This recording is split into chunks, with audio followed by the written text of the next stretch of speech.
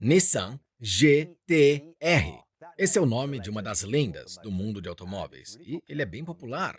O primeiro Nissan GT-R foi lançado lá em 1969 e desde então já saíram 6 gerações diferentes. A mais recente, o R35, foi lançado em 2007 e meio que já durou bem mais do que deveria. Mas tudo bem, já estão fabricando um novo, a 7ª geração do GT-R. E nesse vídeo veremos tudo sobre ela. Porque aqui é Matt Watson e essa é a CarWow. Antes do vídeo, eu tenho uma perguntinha para você. Qual é o seu Nissan GT-R favorito? Bom, se você for da geração Z, deve preferir o atual, o R35. É o que existe no momento, já apareceu nos vídeos. Mas se vocês forem millennials, devem ter crescido vendo Velozes e Furiosos, e por isso, o seu GT-R favorito vai ser o R34. Mas se você for da velha geração X, que nem eu, que cresci com Gran Turismo o original, que tinha o R33. Esse é o meu favorito. Falando no Gran Turismo, no sexto Gran Turismo, deixaram uma pista de como será o R36. É porque no jogo tem um carro chamado Nissan Gran Turismo 2020 Concept Vision, que é assim.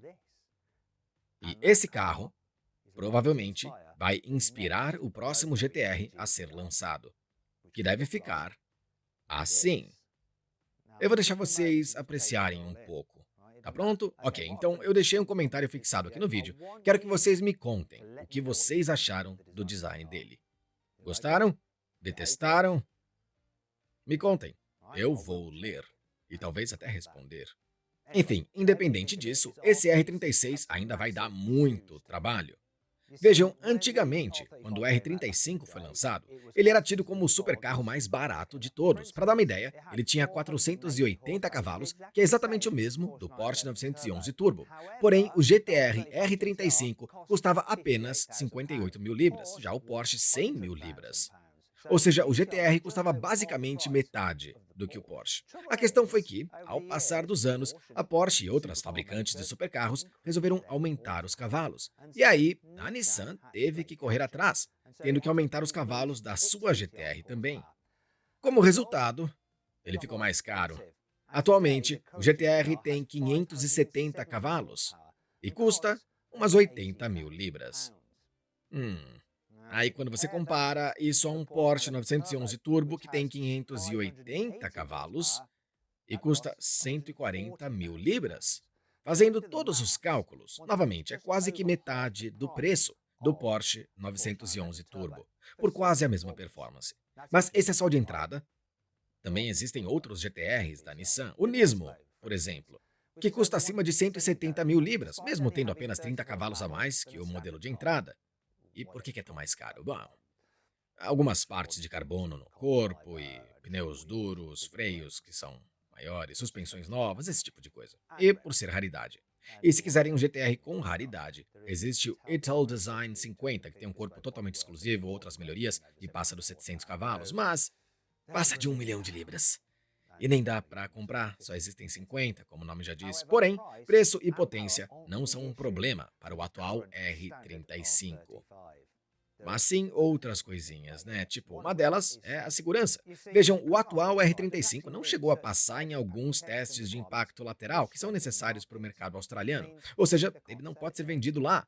E é por isso que sabemos que vão lançar um R36. Porque, como o diretor de marketing na Austrália da Nissan disse, não se preocupem com a não venda do R35 porque esse não será o fim da história do GTR aqui na Austrália.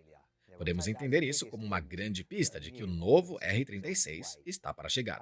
Porém, esse futuro carro vai ser bem diferente do que nós já vimos antes.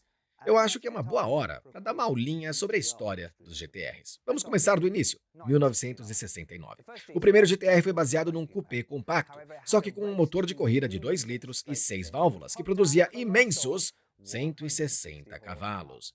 Foi o primeiro super saloon da história. Lançado 20 anos antes do E30 M3 da BMW. Só estou dizendo, Alemanha, né? Vamos voltar?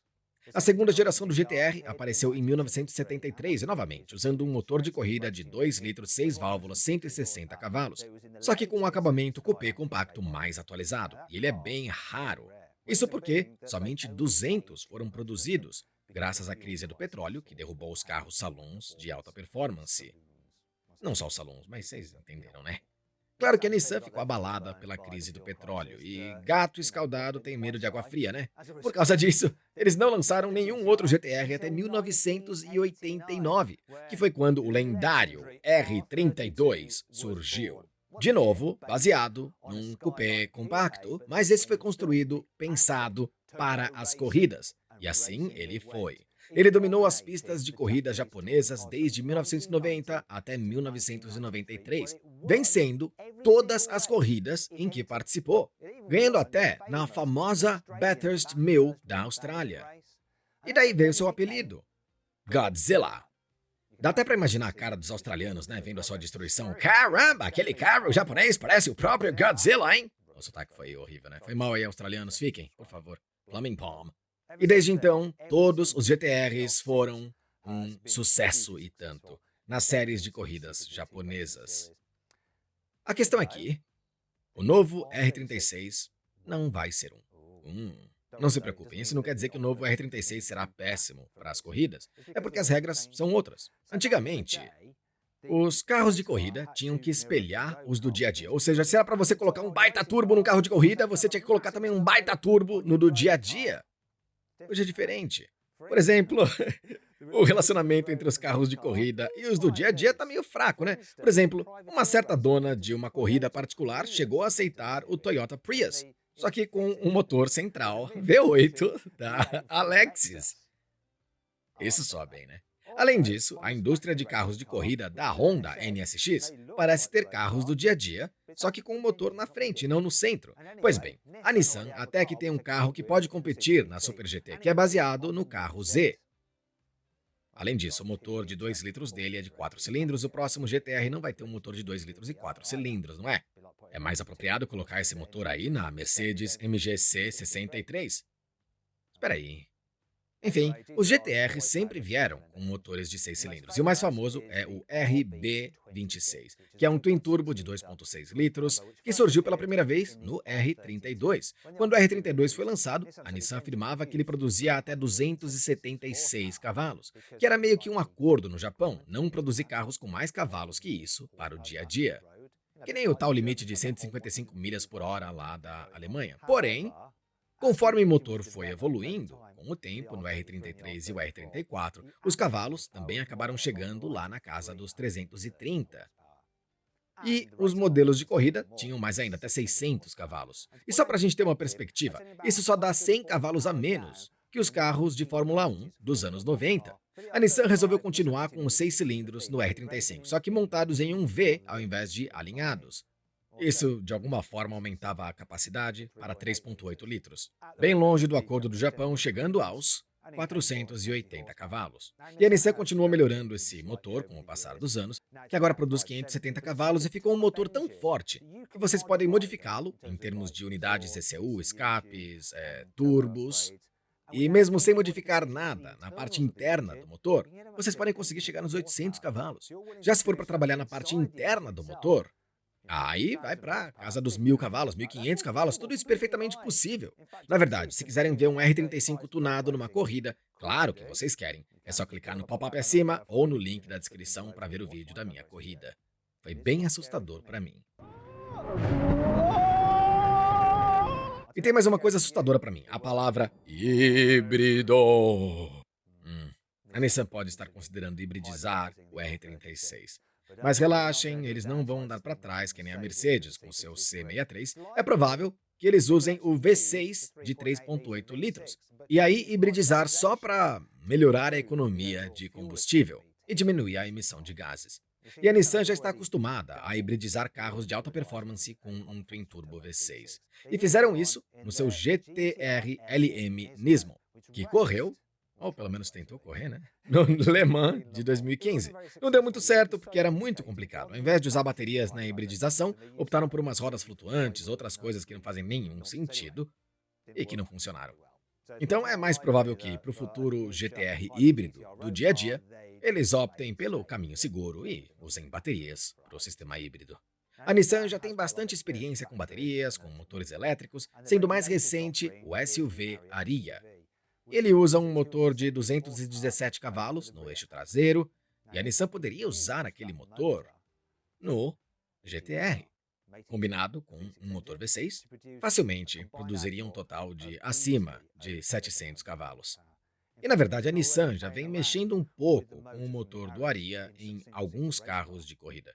É claro que toda essa potência pede tração nas quatro rodas, e tração nas quatro rodas vem fazendo parte dos GTRs desde o R32. No mais recente R35, o sistema de tração nas quatro rodas ficou bem complexo. Por exemplo, aquele sistema manda a tração primeiro para a traseira e depois para as rodas dianteiras e com câmbio de transmissão nos dois eixos. Tudo muito confuso, mecanicamente complexo, principalmente se der problema, né? E ele nem precisava de tudo isso, era só deixar o motor a combustão interna no eixo traseiro, com o impulso de alguns motores elétricos e mais outros na dianteira. Uma configuração até que familiar, não é? A Honda já deve ter feito algo assim ou não, no seu NSX, e a Ferrari, com o seu novo SF90. Em termos de performance, funciona até que bem, né? Todas essas novas tecnologias vão pesar mais no carro. O atual modelo do GT-R pesa em torno de 1.750 quilos, já sendo híbrido com direção na traseira, e todo o resto das coisas. E esse novo modelo pode ser mais pesado. E claro, mais caro, né? A questão é que, mesmo assim, ele ainda será mais barato que outros carros de performance com V6 híbridos, como a Artura da McLaren, que custa 180 mil libras, ou a Ferrari 296 GTB, que custa 230 mil libras. Então, quando forem levar isso em consideração, independentemente do que aconteça, o GT-R vai continuar sendo o supercarro mais barato de todos. Espero que tenham gostado do vídeo. Se gostaram, deixem um curtir. Para mais vídeos, cliquem nessas janelas aqui. E se clicarem nessa caixinha, poderão se inscrever no YouTube da CarWow. E não se esqueçam também de ativar o sininho para receber as notificações de quando subirmos novos vídeos aqui no nosso canal. Você vai ficar sabendo até mesmo antes de mim que tem vídeo novo. Simples assim.